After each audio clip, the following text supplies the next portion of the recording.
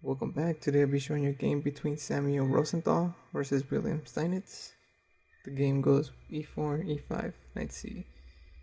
The three knights opening, and this is actually known as the Steinitz defense. d4, e takes, knight takes, bishop g, just basic development. Castle, f4, knight a5, attacking the bishop goes back to d, and now d5. Now here, Samuel took. One option for him would have been simply to ignore and just play f5. If he takes, then just keep pushing. Bishop takes, rook takes. Here, he would have been fine. Actually, he would have been significantly better than he would have been in the other position, since now he can easily double the rooks. His pieces are extremely active.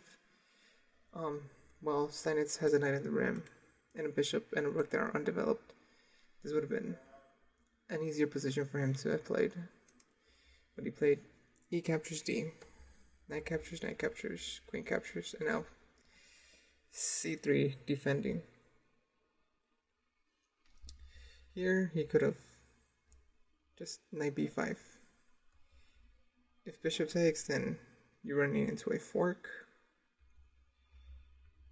Instead of bishop takes, he could have continued knight c4, knight takes, queen takes pawn because of a tactic of knight captures e, check, takes queen.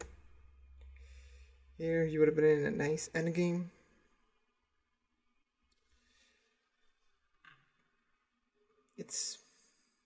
Could go either way. It's pretty even in this position. You do have the added advantage that your king is closer to the center. Other than that, this could have been fine for him, but in the game he decided to be a bit more defensive.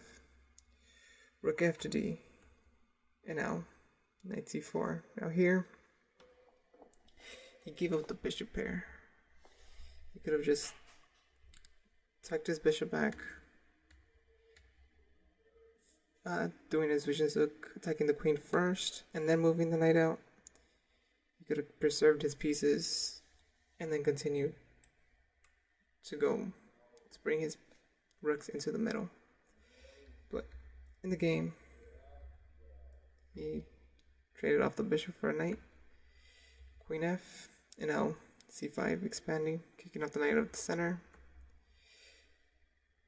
b6, preparing to develop the bishop on this diagonal, but knight attacking the queen.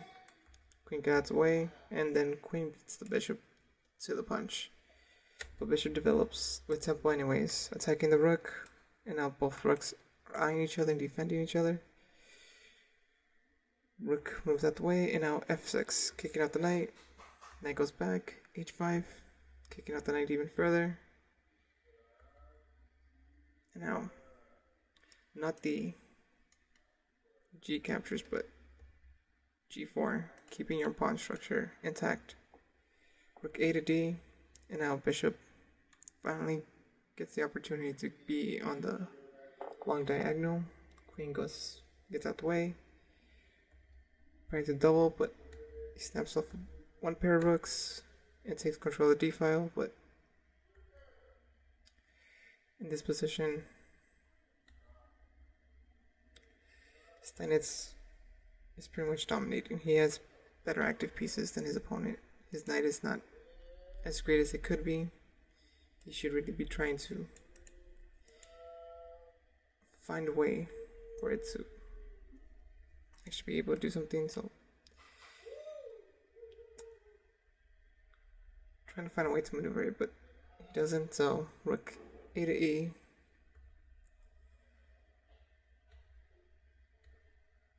And now Steinitz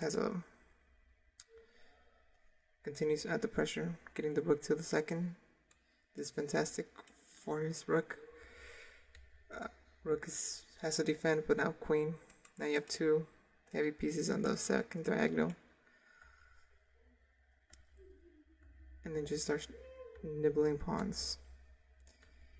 And now, again, not capturing, but just pushing. And now, it's pretty much game over for Samuel. Queen captures pawn. Knight can't go anywhere.